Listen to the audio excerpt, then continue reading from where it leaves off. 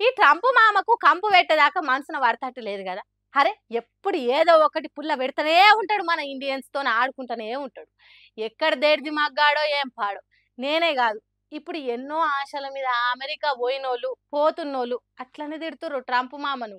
దేనికంటే ఇప్పుడు చాలా మందికి బయటి దేశాలు, మరీ ముఖ్యంగా అమెరికా పోయి కొలువు చేసి అక్కడనే బతుకుదాం, పిల్లలను కూడా అక్కడనే చదివిపించుకుందామని ఎన్నో కలలు కంటుంటారు కదా.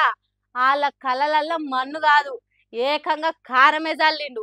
మనోళ్ళు ఎవరైతే అమెరికాలో కొలువు చేద్దాం అనుకుంటుర్రో ఆళ్ళకిచ్చే H1B వీసా ఫీజును సీదా $1,00,000 అంటే దగ్గర దగ్గర 83,00,000 పెంచుతున్నట్లు సంతకం చేసిండు.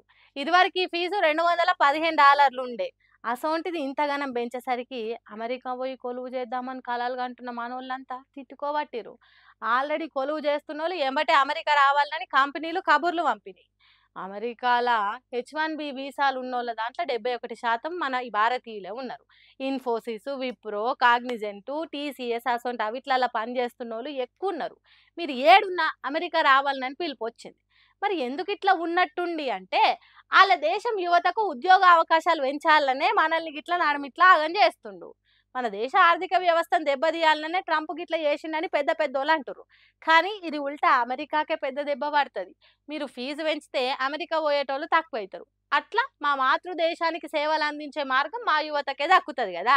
దానికి మేమేం రంది పడాల్సిన అక్కరనే లేదని సంతోషపడుతుర్రు. చూద్దాం ఇగ ఇది ఏడికి దారి తీస్తదో.